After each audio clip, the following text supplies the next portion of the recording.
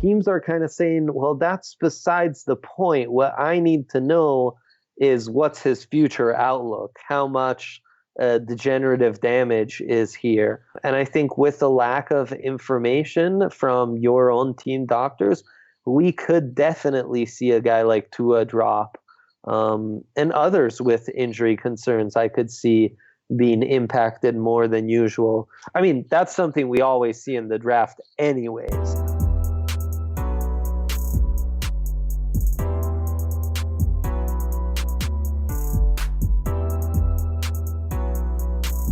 Welcome to episode 129 of the Cover 2 podcast. I'm Luca, and today I'm joined by Simon and, fortunately, by Mr. Andre Simone, draft expert of DNVR. How are you guys?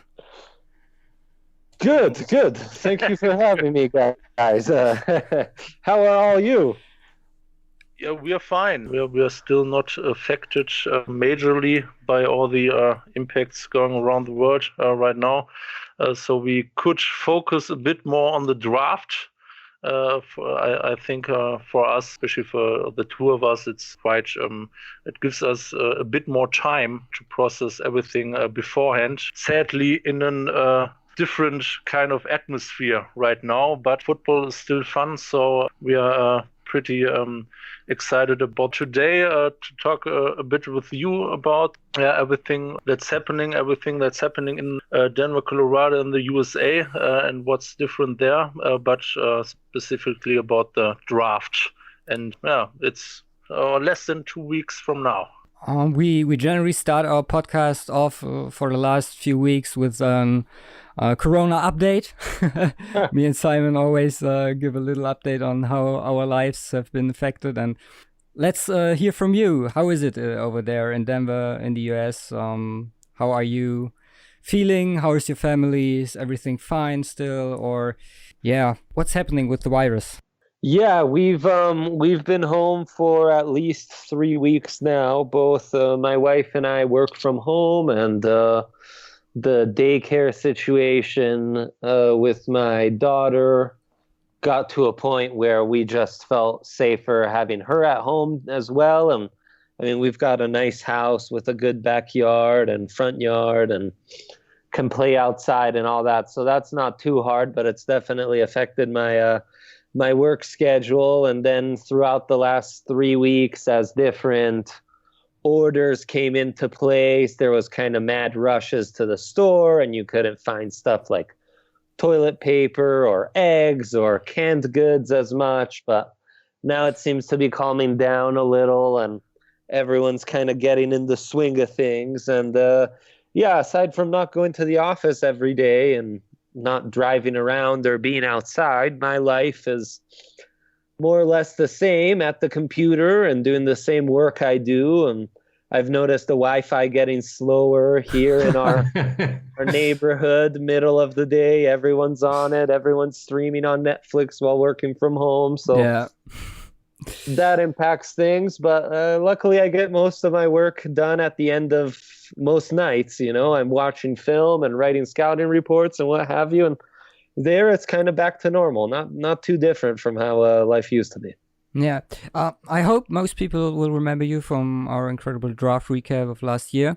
If not, if you could, I already mentioned you work for DNVR, you could introduce yourself really quick. Oh, sure. Yeah, I'm Andre Simone. I write about the draft, and I do film analysis on the Denver Broncos for DNVR.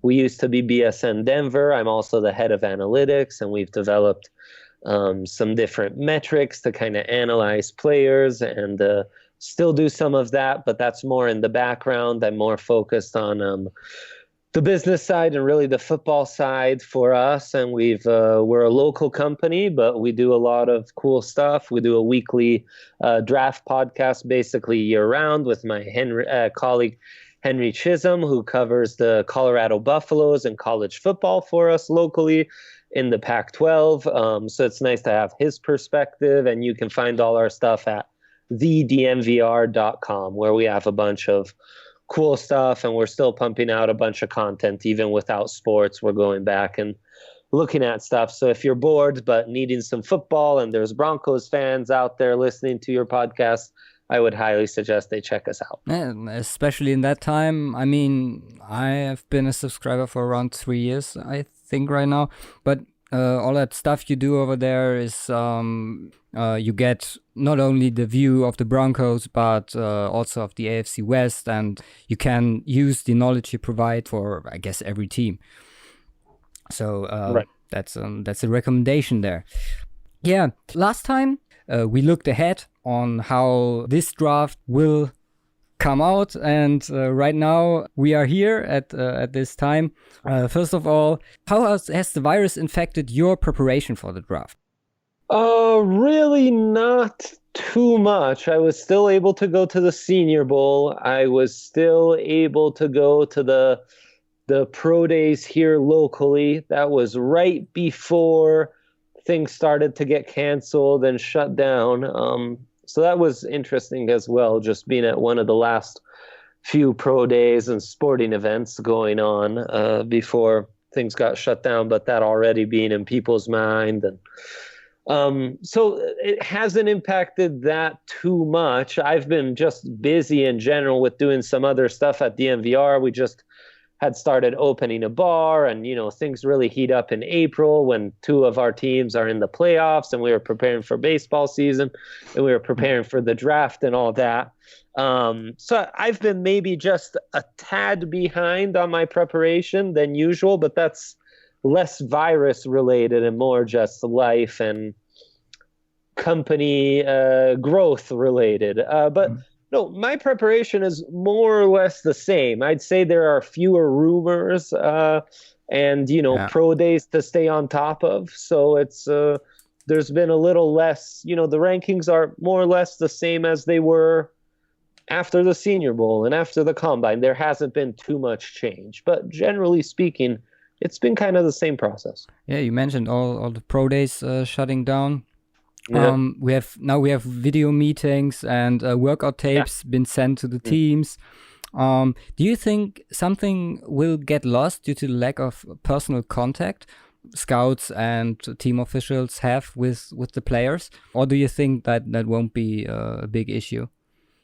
100%.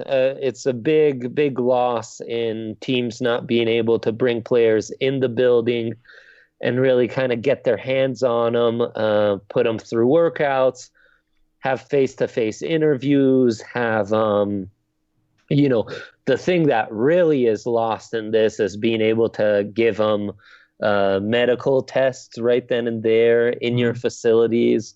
And, then it's smaller things that we wouldn't think about, but I forget who was telling this story, but it was a story about when Deshaun Watson came on his official visit. I heard that. That's a good one. And, he in the lunchroom, they kind of take a break for lunch, and he goes and sits at his own table. The Texans front office guys that had been interviewing him go do their own thing. But as Deshaun's sitting down for lunch, all the different Texans players who were in the building that day stopped by and kind of gravitated to him. And those are the things that really get lost in this. And, the pro days, as much as the video pro days are happening, you can't take those numbers seriously. So what you're going to have to rely on is your area scouts who have been on these players' campuses, have seen these players play live, have talked to these players and people who've worked with these players for 3 years now.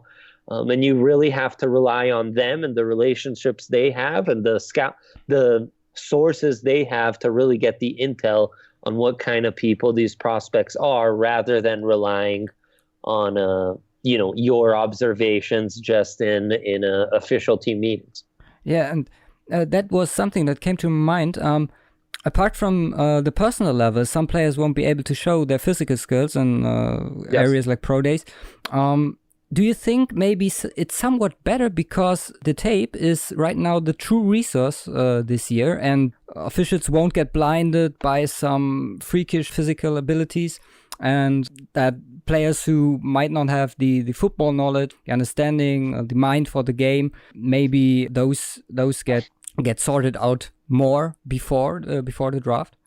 Possibly, or maybe what happens is people who performed well at the combine get overdrafted even more so this year, and this really hurts players who have dealt with injuries like Tua Tagovailoa or Laviska Shenault, because instead of getting to analyze and seeing the nuance with those injuries, so maybe it creates more of a black and white world, while before with the pro days, we at least had more data on everyone, and everyone was kind of on an equal playing field. Now it's more the haves and have-nots with who performed at the combine and who didn't, and who has injury questions and who doesn't.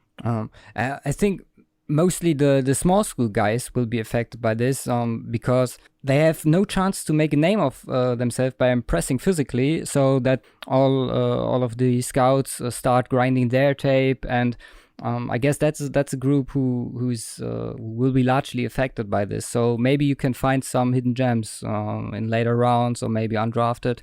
I guess that's maybe something teams look into. Maybe teams are clever enough to get to that point where they are finished with their evaluation, and now they can focus on those guys and make themselves in a better position than maybe other teams. Yeah, the undrafted process is something that's going to be affected a bunch. The small school prospects are affected most of all. You're 100% right. I know it's been suggested by some that maybe this draft should become a 9 or 10 round draft, so that the undrafted situation isn't as much of a chaos and can be easier to manage through an additional 3 rounds, which would be really interesting. I think we're going to see a lot of quality players, more so than usual, slip through the cracks this year. And there will be more undrafted gems this season than we've probably seen in previous drafts. So that's going to be really interesting. Yeah, the front offices that are well aligned and really invest in scouting and trust their scouts and allow their scouts to have a voice are going to benefit in a massive way, because they're going to have greater certainty on the character and even the medicals, and they're going to be able to have a leg up on stuff like the undrafted free agent period.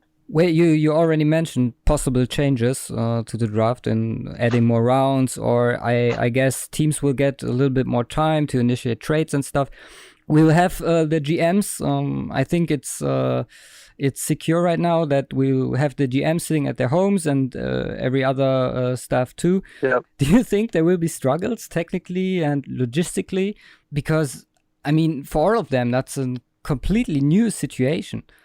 Absolutely. It's going to be a different situation not having that war room and having everyone in person. And as they're trying to figure out the technical aspects of that, I know they've been having some minor issues. I think most teams are trying to set up internal servers in most of their employees' homes to be able to conduct this in a safe and secure manner, which of course adds other issues of having IT people and all of that people coming to people's homes, and the additional issues that creates with the COVID spread. And yeah, so I think where we'll see this be affected the most is in potential trades and executing trades. Again, front offices who have been in place for longer, more experienced front offices who have relationships in place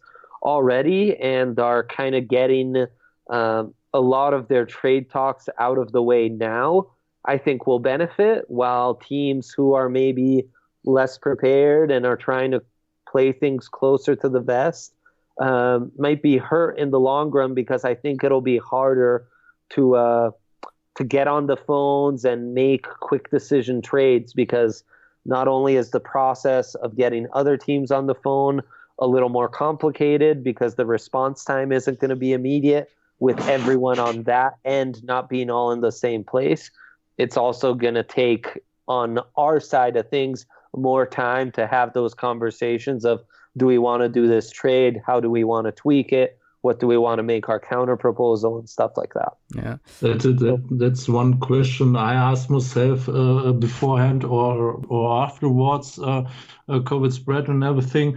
Maybe it would have been a good idea to extend the pick timers for at least for the first rounds. I guess it hasn't changed yet. That the timings were extended or something like that. It's the same as last year. So that might be something that's coming in the next days. What's your guess on that? Possible. I think more realistically, what we're going to see is for maybe an allowance of bonus time if there's a trade that is trying to be processed. Okay. I think that's the tweak we might see. If I understood you right there, you think that teams may be more passive if they aren't prepared that well, and you also could imagine that maybe teams already have trades in place when certain scenarios happen? Yeah, I think that's what's really going to be the more key part of this is working out those trades and having those conversations right now. And I think more tech-savvy GMs and front offices will have a bit of a leg up. Yeah. If I'm Elway and I'm talking to John Lynch and we have a good relationship, we already made 2 trades during the offseason last year and another trade at the deadline this year.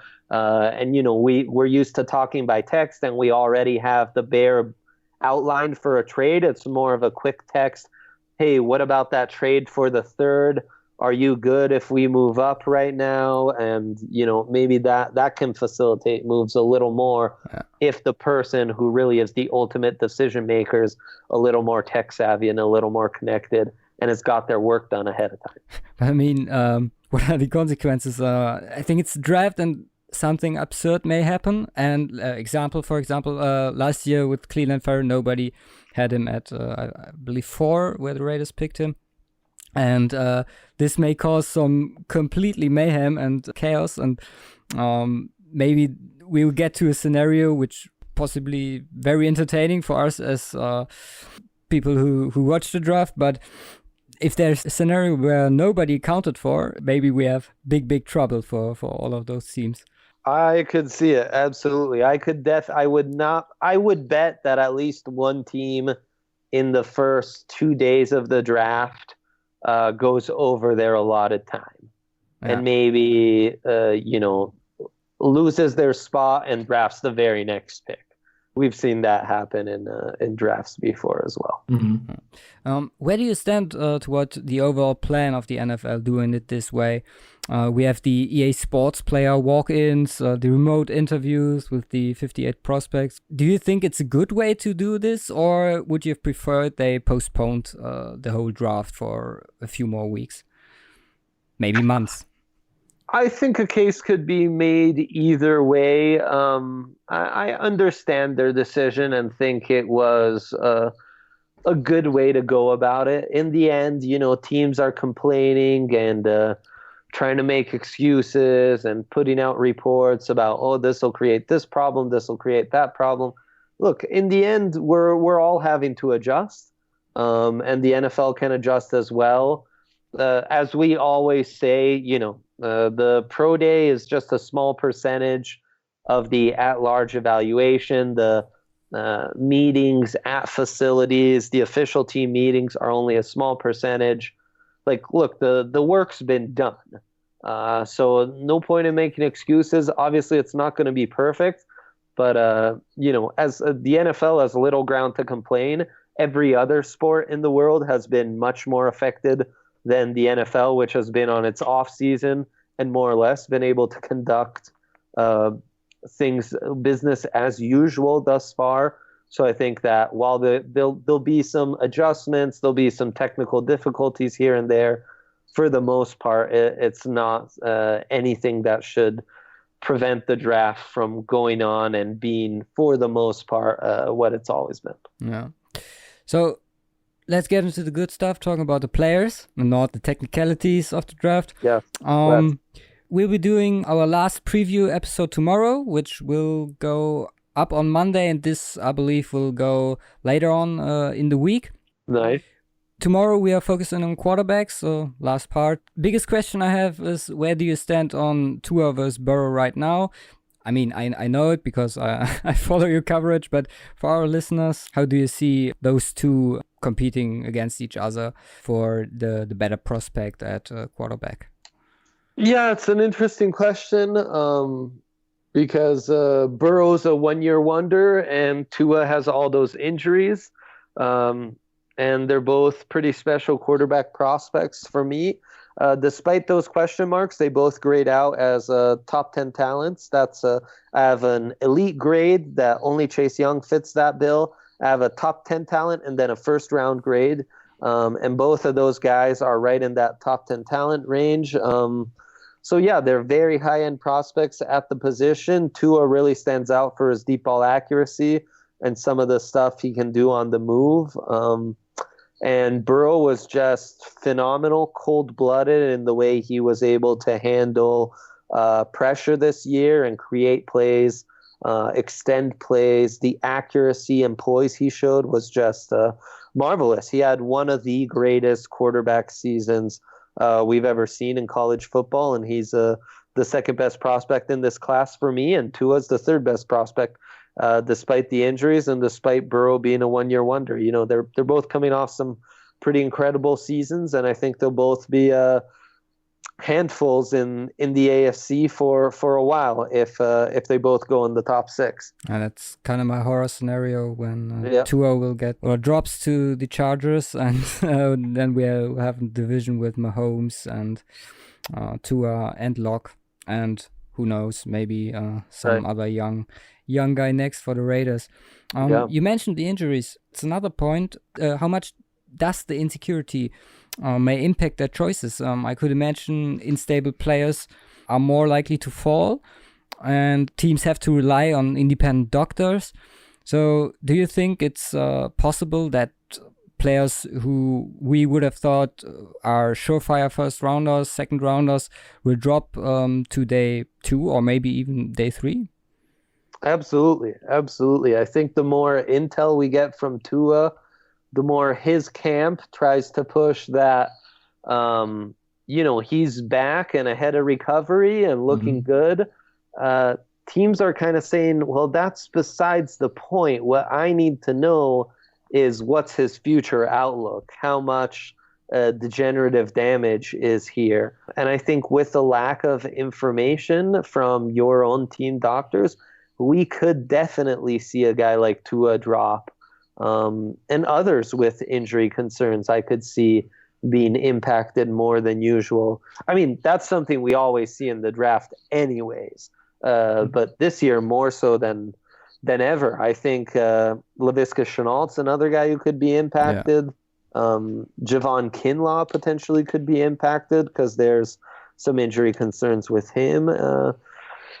There's a few others who... Ayuk just got his core muscle fixed, I believe, this week. Right. So, yeah, it's going to be tough for those players, for sure. Oh. And then you wonder how their rehabs will be affected. Because, it's not business as usual. You can't just go to medical facilities or workout facilities or it's not like the second they're drafted, the next day they'll be in LA at the Chargers facility getting looked at by the doctors, and we'll have a rehab plan and all that. It's all different. So it just presents all sorts of added risks. And especially for players like Laviska, who is in a wide receiver class, it's kind of hard. Or it might be kind of hard for him. Where we talked about, I don't know, like maybe 10 guys who could be drafted in the first round, only from the wide receivers, and every day something new. And then you are one of those 10 guys with an injury background. Although you have maybe like a top 3 talent in this class, you might drop really far because of this situation right now. I think that's maybe a different situation for Tua, where we have few, or at least the Dolphins, who are pretty frustrated, I think, right now about their quarterback situations for years. and you think about okay, what other opportunities do you really have? You have Herbert, but it's talent-wise not nearly as close to the guys like Tua and Burrow. That puts especially the guys in wide receiver or especially cornerback classes in difficult situations right now. Regarding that, what do you think is the deepest or maybe best overall class this year position-wise? Yeah, I think all considered, it's a nice quarterback class because that top end talent is there. You have 3 potential top 10 guys. You have another, I'd say another 3 who could go in the top 2 rounds. So I think that's a great class. Obviously, the receiver class, I'm not telling you guys anything new, is a spectacular, historic kind of group. I will end up having 5 first-round grades and another 3 who just barely missed the cut, and close to 15 with top 100 grades, which for me means those project as future starters in the NFL, which is pretty unheard of for a class, a group, a position where it's usually kind of hard to find a lot of talent. Wide receiver in the draft, but this year there's just an abundance.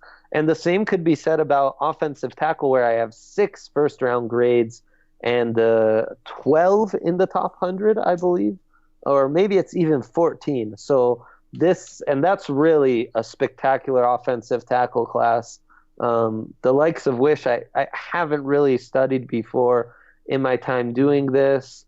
I think there's some decent depth at linebacker, though nothing spectacular, and you're lacking a little bit of top-end talent. The cornerback class is very deep, for sure. And the interior offensive line class, especially with those high-end centers to start things off, has decent depth, but maybe nothing out of the ordinary. I would say those are the deepest classes right now. What do you think is the worst class? We talked about it, and our opinion, we said it might be tight end or running back this year. Yeah, it's definitely tight end for me. It's just a rough group. It was bound to happen with such a strong class a year ago, that there was going to be a fall off. Tight end is kind of a volatile group with that, especially with some of the injuries to top guys like Bryce Hopkins and Jacob Breeland, that kind of hurt the class as well. So I definitely say tight end, and maybe after tight end, it might be edge rusher, where this is one of the weakest edge rushing groups that I've ever studied, probably. Oh, okay. From those 2, I mean, we all know Chase Young and Epinesa and all those guys.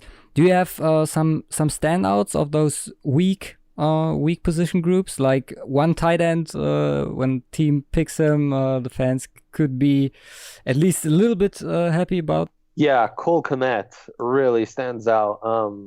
Just a physical specimen, really physical. Once he catches the ball, solid blocker, which is hard to find with modern tight end prospects. And promises to be a very talented red zone weapon, a guy who's going to have some ability after the catch because he's so hard to bring down and can really extend and kind of go grab balls. The more I watch him, the more impressed I am. On the edge rusher class, of course, you have Chase Young, who's an all-world talent. He will be phenomenal. AJ Epinesa, I don't count as an edge rusher, so maybe that's why I say it's a weaker class, because one of the top guys for me is an interior defensive lineman and not an edge rusher. But I do really like Josh Uche of Michigan.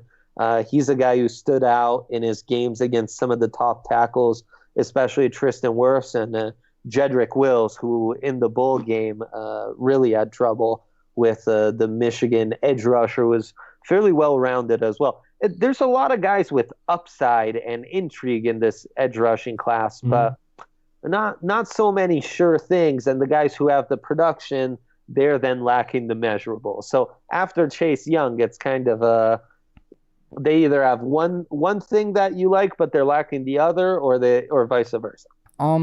We have prepared some. We did our position rankings. I believe you did too. Let's talk about those deep classes, because I've seen a lot of variety. all over the place. And let's go through some position rankings for example, wide receiver, tackle, quarterback, and maybe even cornerback. Give us your top 5 of your wide receiver class. Yeah, I have CeeDee Lamb as the number 1 receiver, just barely ahead of Jerry Jeudy. Then Henry Ruggs would be my 3rd best wideout. Again, just not too far ahead of Justin Jefferson, who's right there, and Denzel Mims will close out that top 5. Those are the 5 guys I have first-round grades on, with Laviska Shenault just barely outside because of some of the stuff we talked about earlier. Yeah, I remember you saying at the beginning of the college season that Laviska was one of your, I believe at this time, top 3 or top 5. I don't know anymore. He was definitely in the top 5. Yeah. I mean, I think the top 5 might have had 3 receivers at this point last year, with Lamb, Jeudy, and Ruggs all heavily featured in there. Yeah. I mean, I'm sorry, Viska, not so much Ruggs. What about the tackles? Tackles is really interesting. Talk about beauty is in the eye of the beholder. It really comes down to preference in a lot of ways, but it's Mekhi Becton just barely ahead of Tristan Wirfs, who's just barely ahead of Andrew Thomas, and then Jedrick Wills rounds out that top 4. And in a last-minute change, I have Ezra Cleveland ahead of Josh Jones. I finalized the top 32 for our draft guide, and the Boise State offensive tackle is just too talented for me to keep out of the top 5. He's going to carry a first-round grade for me as well. Did the Combine have a big impact on your opinion on Becton? Because for me, he's number 4. I have him. I have Thomas, Wirfs, and Wills ahead of him. Why do you think Becton might be the number 1 tackle in this class? Becton, the Combine, it gave me more reassurance, but really I don't think it created a ton of separation among that top 4 because they all had outstanding combines in their own right. What stands out for me about Becton is that his feet, his size are just an outlier more so than anyone else in this class. And the improvements I've seen from 2018 to 2019 have been so significant. I just think his upside is just that much higher than anyone else. And really, as I got down to it, especially those top 3 for me, Becton, Wirfs, Thomas, are, I mean, neck and neck with each other. And so the differentiator is A, the upside, and B, what are the question marks I have for all 3? Well, for Becton, it's his balance and sometimes reaching and getting a little too far forward and getting hurt by that, playing with more natural knee bend. Well, that's the same concern I have about Andrew Thomas. So if I have the same concern, but I think Becton has more room to grow and more upside, and maybe the slightly better feet, which is insane to say at his size, I give Becton the advantage. Wirfs, on the other hand, right tackle for most of his career, like Wills, so that knocks him a little bit. And I think Wirfs is a high upside guy, just like Becton, and maybe more versatile, but he has less margin for error because he doesn't have that size that's going to allow him to grow a little more. And Wills, I have some more concerns about his frame, his ability to play at left tackle. I think he's a right tackle only. There's some small deficiencies in his game right now that I think could become bigger deficiencies. And I just don't see the upside on Wills that I do for the other 3. So that's why he's the 4th guy in there. How do those top 3 of yours compare to next year's standout Penei Sewell? Because, I mean, he's, I believe, right now the unanimous number 1 tackle for next year. How do you see them in comparison to him? Sewell would be ahead of all of them. Sewell would be the 2nd-ranked prospect in this class. And he would give Chase Young a run for his money. Sewell would carry an elite grade. Now, granted, I haven't studied him and done the in-depth look that I have on these other guys, so I'm not as nitpicky about Sewell. But Sewell would be the best offensive, if that grade carries out through next season, assuming we have next season. Sewell would end up being the highest graded offensive tackle I've ever studied. Oh, okay, nice. Yeah. Then let's move on to the quarterbacks. Oh yeah, sure. Burrow, Tua, as I told you guys already. Then it's there's a wide gap, and then there's a big gap. Justin Herbert, who in the end will carry a first round grade for me, just based on the upside and some of the certainty he can give you as more of a game manager type. He is a guy that has grown on me, despite me being a bit of a skeptic on Justin Herbert. He has grown on me through the process. And that at quarterback, you don't have to be perfect, but you can make upside and high end tools work. The way guys like Carson Wentz or even a Joe Flacco have made it work at times and in runs. Then it's really going to be neck and neck. I think at this point I have Jalen Hurts just barely ahead of Jordan Love as my top 5. All right. What's the earliest you take Justin Herbert? Would you give up a top 10 pick for him? If I'm a quarterback needy team, I suppose I could talk myself into it. Yeah, I guess at the end of the day, I would if Tua, Burrow, Chase Young, Isaiah Simmons, Derek Brown, and Jeffrey Okudah were all gone. Okay. And just for me, how do those top 5 compare? Well, where would you put Drew Lock in those 5? I would put him ahead of Herbert as the 3rd quarterback in this class. All right. I'm okay with that. Yeah. Can live with that. Hurts is, for me, is kind of a special prospect because he had all that adversity in college, and with his running ability, he's kind of a unicorn considering all the other guys, even though some of them are also quite mobile. Why do you have him so high? I mean, for me, I got him at number 9 in my quarterback rankings. Hurts is, this happens to me every year after the draft,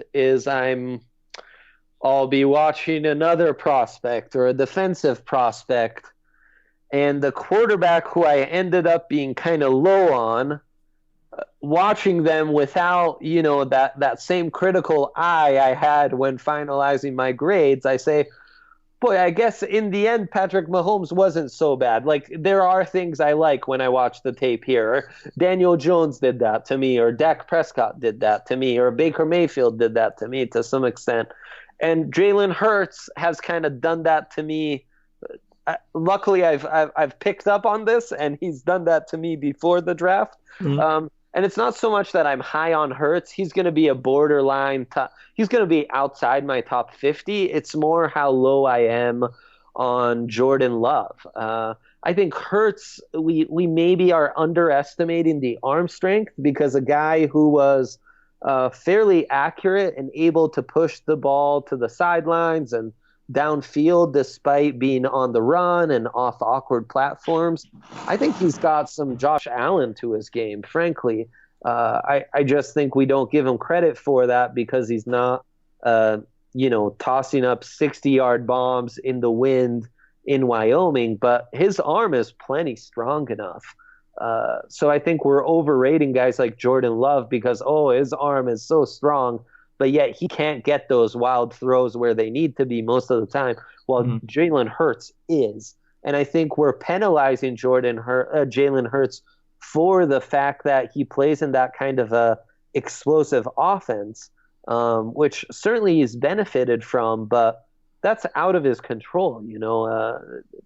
He's playing in the offense that he's given, and he's made the best of it. That's not something that I'm going to penalize him for. So I just think he fits the modern NFL. He's going to be able to do a lot of stuff off script. He's going to be able to impact defensive game plans as a runner, which is going to open up space for him inherently.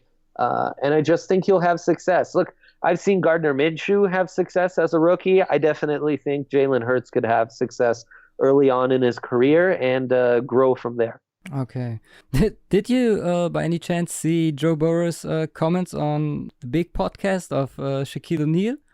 No, but I think I saw some quotes from it about how he wants to be on a winning team. Yeah, exactly. That's one concern for me, because when I remember back to Baker Mayfield, for example, he said, even if the Browns draft me at 1, I will turn the team around. That's one, apart from that he only had one great year.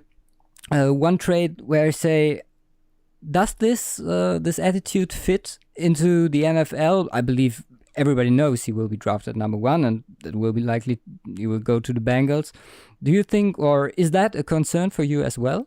No, not really. I mean, I think it's a good thing that the top pick wants to be on a winning team, and I think there's a few different ways to interpret that, and look, as a Bengals fan, in a sense, you should be happy that there's someone putting pressure on your team to be better and not be allowed to just be bad for 10 years, I think this puts the onus on them and forces them to be better at what they are. It doesn't concern me too much, no. Alrighty.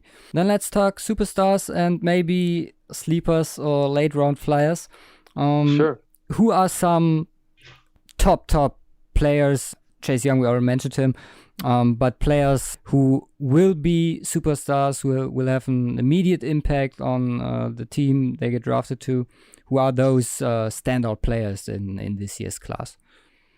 Yeah, I mean, we've kind of talked Chase Young. We've talked the quarterbacks. We've talked the top wide receivers and tackles. The guys we haven't talked about who I think really fit the bill as potential star players are Isaiah Simmons, the do-it-all linebacker safety from Clemson, Derek Brown, the defensive tackle from Auburn, and Jeffrey Okudah, the cornerback from Ohio State. All those guys carry top 10 grades, which means to me they would be top 10 talents at their position and would generally be drafted as top 10 players in most draft classes, regardless of the depth at the top. They're just all very talented, immediate impact defensive players. Simmons and Okudah, who really fit the modern NFL. Okudah's a plug-and-play man cornerback from Ohio State who's already, slowly but surely becoming kind of cornerback U. He's just phenomenal in man coverage, great ball skills, length, feisty, competitive. He just checks off just about all the boxes you'd want. Though, of course, it'll be different in the NFL when you're not on that defense that's stacked with all that talent and having to go against the best of the best receivers in the world will certainly change things. Isaiah Simmons is just so versatile. He could play like every position on a defense that isn't defensive tackle, essentially. Yeah, I think it's insane, his versatility. It's wild. If he gets to the right team, I mean, we already talked in previous podcasts about if he goes to the Chargers or maybe the Ravens with all the stuff they are doing, that would be really intriguing. If so, maybe not for the Broncos when he lands in the AFC West. One question regarding Simmons. Do you think it might be a problem for him in the NFL being so versatile? So that he kind of have to find his position in the NFL? Is he really a safety? Is he a linebacker? Or do you think it's more like a positive thing for him to play in the NFL, being so versatile? I think there could be a scenario where he's picked by a team who doesn't want to use him in a variety of ways, but wants him to just be a strong safety or just be weak side linebacker, and then he'll have a bit of a learning curve in having to learn those assignments, because in college he was allowed to freelance so much that he didn't always have to be assignment discipline and really fit into a square box. He can do it. It probably lessens his impact a little bit, but he can do it. It's not an ideal case, but I think you're still, for the most part, going to get the return on that top 10 pick you'd invest in him, even if you use him like that. So yeah, that's kind of my thought on it. What about those small school guys? I mean, we have players like Dagger or Chin who are already well known to the broad public right now, who come from small schools. Do you have a sleeper for us, who may be a big surprise for the general audience entering into the right situation? I don't know if he's a massive sleeper for you guys because he was at the Senior Bowl, but Ben Barch of St. John's University, it's a Division II school, left tackle for them. Really, really nice player. Some of the best tape you'll watch all year, because anytime you watch an NFL prospect playing against Division II college prospects, they're going to be dominant, and Ben Barch certainly was that. So he's the first small school name that comes to mind. We have a couple, but it's not, as we've said already, it's not, we're lacking some of that depth on the small school guys than we would in years past. I know Dante Olson, the linebacker from Montana, is someone who my podcast partner is a big fan of. He racked up close to 20 tackles a game at Montana and could start maybe down the road. Maybe not as small school because he's still a Division I player, but Netane Muti, the left tackle from Fresno State, who will likely play as a guard in the NFL, is a guy I'm very high on and I think not enough people talk about. But outside my top 50, he could really be great if he can stay healthy. Yeah, just looking up where I have Muti. I believe I have him. He's number 1 for me as a guard. He's there you go. Right ahead of Jonah Jackson from Ohio State. So there you go. Muti's if you we can are talking out about injuries. Yeah. Do you think I'm completely wrong there, having him ahead of Jackson?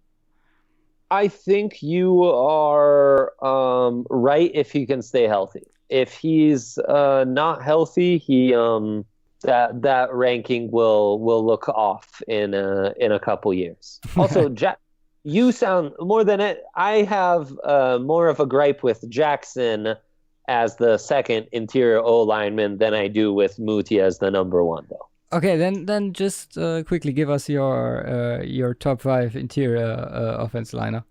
Yeah, cheating, so I won't count him as my top 5, but I really think Jedrick Wills, that's where his best upside would be as an offensive guard, where I think he could be dominant and one of the best guards I've ever studied, but we won't count him.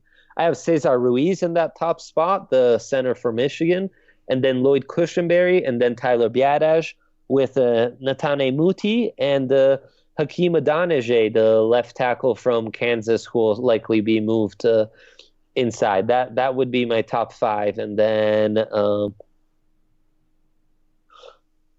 you need to go down 6 more spots. So my 11th interior guy would be Jonah Jackson. Okay. And not because I'm down on Jackson. I think he's got a place, and he'll be a solid guard. He'll be in my top 100. I just like some of these other guards and centers like Matt Hennessy or Robert Hunt, Shane Lemieux, Ben Bredson, or even John Runyon, just slightly better than him. Okay. Are there any perfect fits for you? Are there players where you say, like when I said that Simmons may fit perfectly for the Ravens or the Chargers, are there any players where you say, if the team gets this player, this will be completely perfect for them? That's a great question. I guess the first one that comes to mind as I just look at the top of my rankings is DeAndre Swift would look great in Kansas City with the Chiefs and that offense. I think Laviska Shenault, a versatile offensive player like he is, would be phenomenal with the New Orleans Saints. You think of the things that staff has been able to do with similar hybrid players like Jimmy Graham or Alvin Kamara or Reggie Bush, and what they could, Taysom Hill, what they could do with Laviska Shenault would be out of this world, truly out of this world. I think Trayvon Diggs, the cornerback for Alabama, is a guy I look at, and I think you put him in Seattle, he could really be a star, because that's exactly the type of cornerback they covet, the type of a perfect just system fit for them. So there's a couple that come to mind right off the bat. Yeah, you mentioned the cornerbacks. What's your top 5 there? Because it's a deep class, and especially there, I've seen so much difference in experts who have this player at 1 and another player at 5, and the other one has completely round. What's your top 5 for the cornerbacks? Yeah, I'm the same way, and I'll tell you, I've got my top 2 locked in, but I'm still ironing out the rest of this top 10 because there is such variance. What I'm ending up on right now, and again, it's just so fluid. I'm going to give you like my top 12 because it's okay. It's that fluid right now. Obviously, Okuda's my top guy. Gladney would be my second one out of TCU. Just love the competitive edge he plays with. Trayvon Diggs is third on that list, with Noah I of Auburn right behind him. And then it's Christian Fulton right in front of CJ Henderson. And there's kind of like tiers within tiers of that group. And then it's Bryce Hall for me of Virginia, ahead of Damon Arnett of Ohio State, who's in front of A.J. Terrell, and then Troy Pride Jr. of Notre Dame with Jalen Johnson of Utah. Those are really the top guys who I think will all be gone in the first 2 days of the draft, and will all be starters in their rookie seasons, assuming they're healthy. So no love for Cameron Dantzler.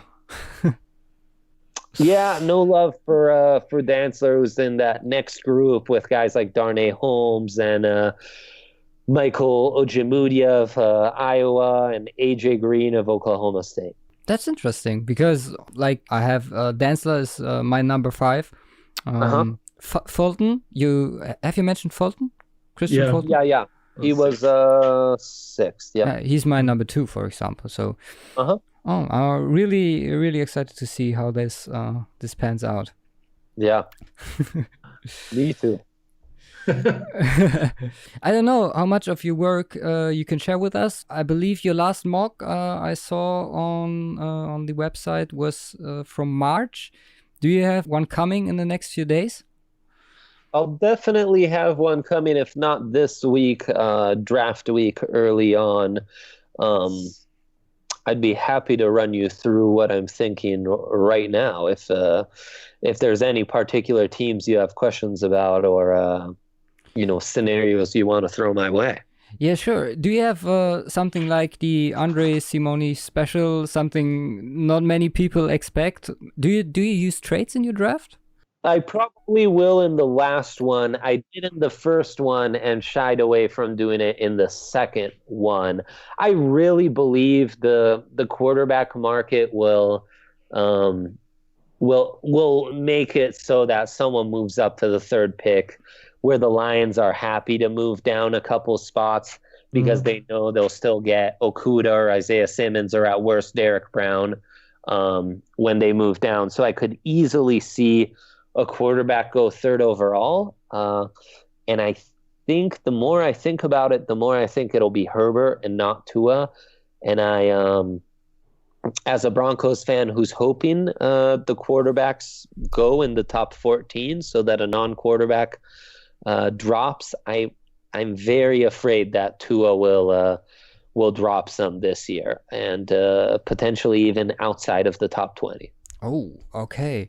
Some picks I'm really interested in. For example, we had some discussions before we started the recording about the Panthers Jaguars top 10 situation with Brown and Simmons. Do you see those two are fits for those two teams, and who's the better fit for the other team? Yeah, interesting, because this will be the first draft under the Panthers' new everything. New owner, new, front office, new coach, new assistant coaches. It's all new. The coaches don't have NFL backgrounds, so we have no real way to track what they're thinking and what they're gonna do. I could very easily see them trading down. I think that the Panthers, though, are potentially, depending on what happens with Tua, in a perfect position to snatch up maybe the last of the really good, those elite defenders that could drop to them. I could see Brown drop to them. I could still see Simmons or Okuda. While the Jaguars, to me, are one of the most enigmatic, or certainly the most hard to read team in the entire top 10, because to me, the most logical move for them would be to, we've got a new offensive coaching staff. It should truly be last chance for the head coach and GM. Let's add someone, a nice offensive weapon like CeeDee Lamb, who can open up space for DJ Chark, maybe really unlock Gardner Minshew as a quarterback, see what Gruden can do as the offensive coordinator, and if this young offense has some legs or if we need to rebuild completely. And I guess you could also make a case for an offensive tackle for them. And yet it feels like the classic Jaguars thing to do would be just take someone like Derek Brown, or maybe even reach on CJ Henderson. So they're a tough team to read. If I'm the Jaguars, though, I'm moving down with a team like the Broncos, like maybe the San Francisco 49ers or the Raiders or the Cowboys, someone who's drafting in the late to mid-teens, and, just adding more draft capital to really try and rebuild, because they, every first rounder they've had in the last several years has left the team. They've lost a ton of talent and just need to figure out an identity and a direction. And one reason I'm pretty excited about the Jaguars pick there too is what's happening with Yannick Ngakoue. We heard a lot of talking, mostly from Ngakwe's side, about not wanting to play there, and that's one option. I made my mock today. So I was hanging there quite a time too with the Jaguars pick, because I just can't know right now what to do with the big O-line, wide receiver, edge, D-line, and I went with Derrick Brown too, because I said, okay, Campbell is away. Jaguars are a D-line team, so let's go for the D-line again. And who knows, maybe a team that if Tua slips, they pull the trigger on Tua. Maybe a team that pulls the trigger on Jordan Love. I mean, if I'm that general manager and I'm thinking, how do I give myself more job stability, that would be a move, is draft another raw quarterback to give myself another 2 years of saying, well, wait, we have this new offensive coordinator, this new quarterback. Give me a couple seasons. Let's see what we've got. Sad that those things play into the evaluation, but it's true. Yeah. I have to ask, Simon's 49ers fan, I'm a Denver Broncos fan. What's your current prediction for the two 49ers picks and for the Broncos pick at 15? Well, I could really see those teams making a trade. Maybe the 49ers adding back a third rounder, and the Broncos moving up to 13 so they can get a wide receiver or an offensive tackle. 49ers are another interesting team because if someone like Jerry Jeudy or CeeDee Lamb dropped to them, I could easily see them going that route. While if Henry Ruggs dropped to them, I see them less likely to go that route, because they seem to really target yak players, guys who are strong with the ball in their hands, not so much speedsters. And I wonder how they feel about Dante Pettis, the one speedster they have drafted already. Who doesn't look good right now. No, it doesn't look good. I was not high on him coming out. And so I wonder what will happen with that. So wide receiver would make sense. I wonder if they traded DeForest Buckner with the idea of just drafting another defensive line, or thinking, look, we have enough talent at defensive line. Solomon Thomas can take over that role, or someone else can take over that role. They could be in the mix for CJ Henderson. The fact that they have 2 first rounders, to me makes the Niners harder to read because they could easily go receiver 13 and then corner 31 or vice versa. A few different directions that I could see them going in, and I think a trade to add a little more draft capital could be very likely for them as well. I will say this about the 49ers, looking really good, obviously coming off a great season. They need to capitalize on this kind of draft because I think since Shanahan and John Lynch have been there, they haven't done a good enough job of drafting to where it's going to catch up to them sooner or later if they don't get it turned around here, because I didn't like the McGlinchey pick. I didn't like the Dante Pettis pick. I think they're overpaying for Jimmy G. There's a time to add some talent here, or once you start paying Deebo Samuels and Kittle and Nick Bosa, and you trade away DeForest Buckner and these kind of guys, you're going to be in a tough spot. While the Broncos, I really think they're going to consider trading up to ensure they get their pick of tackle or wide receiver. And I could see them in the mix for one of those better defensive prospects to drop to them, maybe even Kinlaw. I see them as very likely to move up and potentially even move down, though moving down is going to be harder because I'm not so sure what market there will be to move up. 13, there's going to be a lot more of a market to move up because at least one of the really talented receivers or offensive tackles will be left. 15, that market might have dried up a little bit, and there might not be as much of an incentive for teams to move up.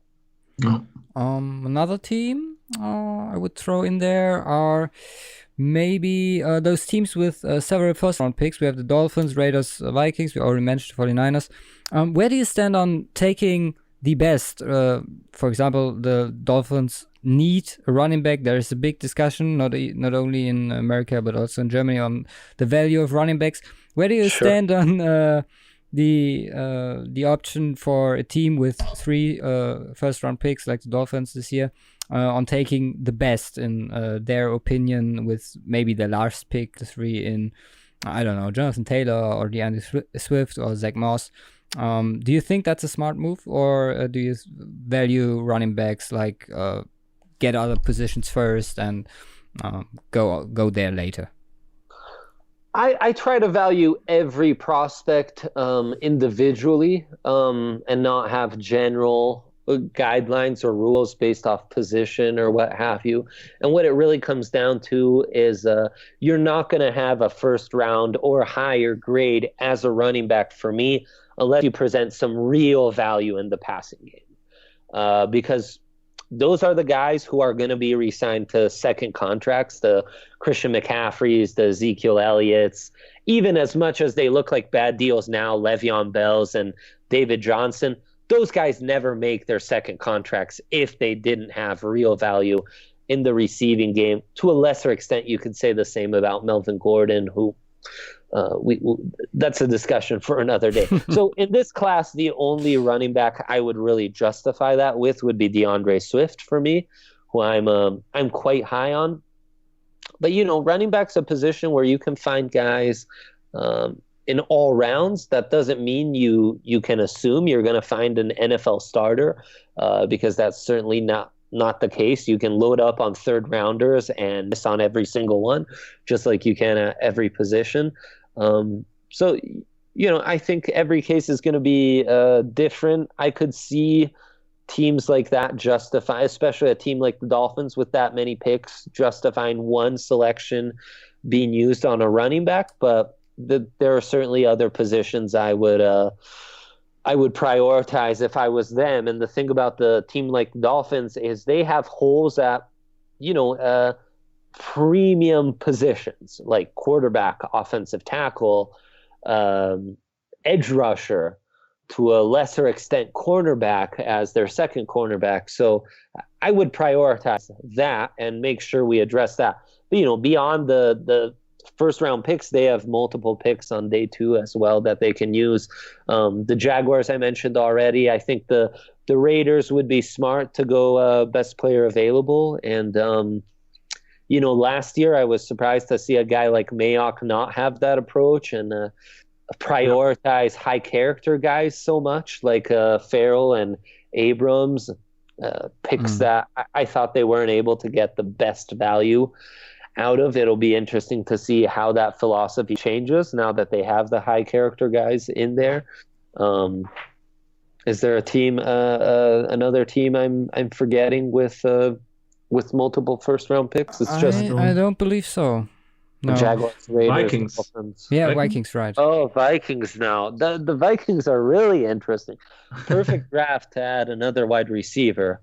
Yep. And then it's their classic needs. Their head coach cannot stop drafting cornerbacks. He cannot. He needs to go to some addiction service to stop drafting cornerback. And they always need offensive line help. I mean, always. So we'll see, because you have to replace Diggs with the strong receiver class. You have to, and it's not just cornerback. They've lost a lot of talent this offseason on defense with having to kind of make some tough cap decisions, and they're going to have to add some talent on the offensive line again to stay as a contender out in the NFC. So they've got a lot of pressure to really nail these picks. I got one more for you, but shortly before that, really quick, that second tier of wide receivers we didn't talk about. Who do you have as, because there are many. There's Higgins, there's Ayuk, there's Mims, there's Reagor. Who stands out for you the most of those? Or maybe another one. I like the bigger guys. So I like Higgins. I really like Pittman. The more I watch Chase Claypool, who had better production than I thought, I really like him. And another big receiver I enjoy quite a bit is Bryan Edwards out of South Carolina. The last team for me would be the Patriots. We have many fans of them here in Germany. Are they in for a quarterback? That's the $1 million question. I don't get the feeling that they would love a Jordan Love. I could see them maybe making Jalen Hurts work, though of course that's a drastic change for them. Yeah, absolutely. Of course they would be the perfect landing spot for Tua if Tua were to drop out of the top 20. Saban and Belichick are so close, and I know that for Saban, Tua is truly one of the more special and important players he's ever coached, and a guy he has a very close relationship to. I just don't think Saban would let his good friend Bill Belichick pass on Tua if he was still around. So that's the part that gets really intriguing. And yet at the same time, I think this is an organization that has shown they are they won't overpay or overdraft for just about anything. They're not going to panic for just about anything. They always have options. And I could see them going with someone like a Cole Kmet in the first round, and then taking that developmental quarterback that they like on day 2. And, maybe Hurts fits, maybe Jake Fromm fits, maybe a guy like Anthony Gordon fits. And maybe they just don't go quarterback at all. They let the board fall. They say, okay, Tua didn't fall to us. We don't really like any of these other guys. We'll draft Jake Fromm in round 3 as a depth option. And now in free agency, now that we know what our situation is, we're going to sign Cam Newton, or we're going to sign Jameis Winston, or we're going to trade for Andy Dalton, something like that. Or I could easily see them just saying, hey, we're going to give this year to Stidham. We think he could be really good, just like Garoppolo and Brissett and Castle have been for us in the past. And if it doesn't work out, we don't care, because we're happy to draft Justin Fields or Trevor Lawrence next year. All right. Do you have another team, Simon, for Andre? I think we had all teams. So no, there are many possible opportunities here in this draft. I've struggled majorly this time clamping a mock draft together, but Yeah. It's fun. It's always fun, and it's fun to see what happens when it's real, and. So there might be many things we can't expect right now. So just fun to hear all the different opinions of many players, and especially opinions where we know there's some background to it and many hours of analysis behind it. Yeah. We look into it. Beside our jobs and everything, but it's fun nevertheless. But it's always good to know where experts see those players, and we maybe see a lot lower on our big boards or draft boards or anything, and there are always people who go right into the first round. Always fun to see. Totally. Okay. Totally. I'll finish off with this question. How will you be watching this unique draft? What will be your last draft experience, and what content can we look forward to from you in the next few weeks? When are you publishing this podcast? I believe this will come out on the 16th, 17th of April, so end of next week. Okay, perfect. So I can tell you. Okay, so yeah, you're getting a bit of the exclusive here. Nice. But by the time you post, you'll know. So for one, content-wise, for the next week or so, you can go to DNVR.com. You could subscribe for the first month is only 50 cents to try out. So if you just want the draft content, because you're not a Broncos or Denver sports fan, you could do that, and that'll give you our draft guide, which will be updated Monday with our top 32, the next Monday with the top 50. We're also going to have a section that I call DNVR Gems with in-depth scouting reports on top targets for the Broncos, but really for a lot of teams at offensive tackle, wide receiver, running back, cornerback, linebacker, interior defensive line. So that will be there on top of the top 50. I will be previewing all the major positions of need for the Broncos. So wide receiver, offensive tackle, cornerback, linebacker, all the ones I just listed off basically in an individual piece. I'll be breaking down options at 15 for those teams. I'll have my final mock draft. I'll have my final top 200 big board with everyone divided up in tiers with the grades that I've been talking about through this show. So you can see all the first round grades, all the top 10 grades, all the late first to high second grades, which is another tier I have, all the second and third round grades, and then beyond that into the top 200, which is usually, I only have it's almost always between 180 and 215 players that I have with draftable grades. So that's what I'll end up publishing. I'll end up publishing my top 10 position rankings, which with the honorable mentions after that. So it always becomes the top 15 at each position. And then during the draft, we'll be doing a live show for the first 2 days.